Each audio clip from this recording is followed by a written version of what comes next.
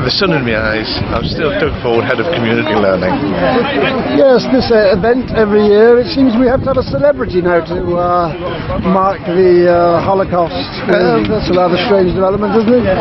It's a different development. I think as the focus on the ceremonies become broader and away from simply the Holocaust to victims of prejudice and intolerance, then it's a move that we've taken in the last couple of years. Whether we continue, well, it's down to the committee. I come here every year, I do a little blog on it, and I see much the same people every year. I don't say much about non-discrimination and human rights for the rest of the year. Well, it's probably very true. Why do you think that might be? I think really it's all about focus and what individuals are doing for the rest of the year, and maybe Holocaust Memorial Day is a day where we remember what we potentially should be saying but don't in our everyday lives. Any potential canon cohus who was referred to today? Any of those here today?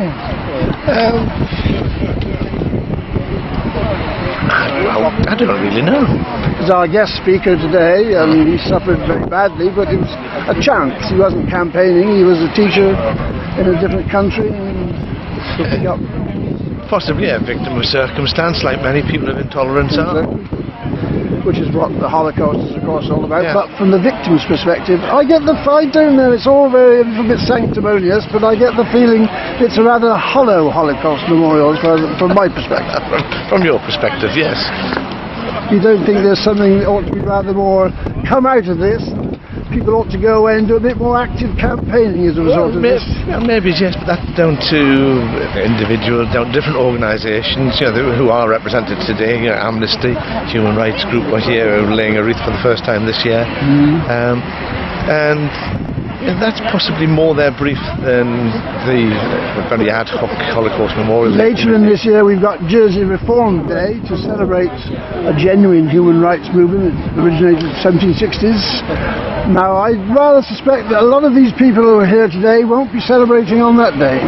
Well, it's a made up day, part of that great 18th century age of reason and enlightenment. We're part of a European, or our cultural development, I suppose culminated in the American Revolution. Was that a success? I don't know, but it was part of the same intellectual movement, the same philosophical movement. Well, the United Nations Human Rights Standards, they all came out of a European activity, which was World War, of course.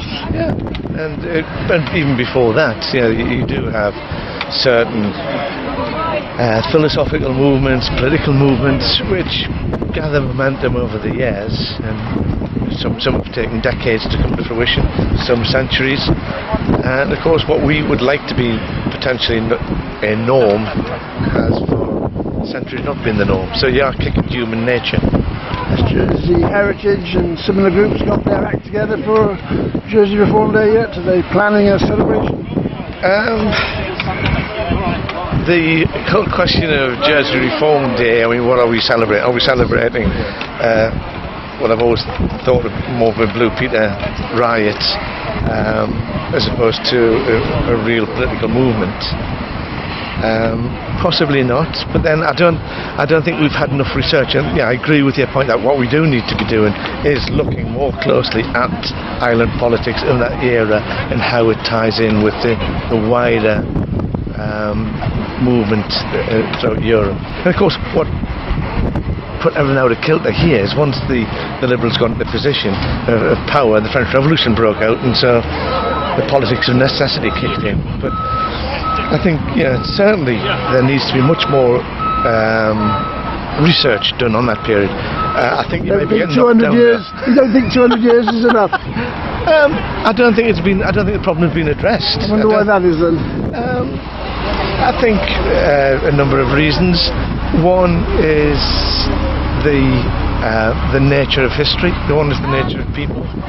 And I suppose another one is that people in the past have been more interested in a different form of history, more the great and the good, as opposed to top-down history, as opposed to bottom-up history, which is a good thing, which is a bad thing. Perhaps we'll get a chance to discuss this issue in more depth, out of the wind, on another occasion.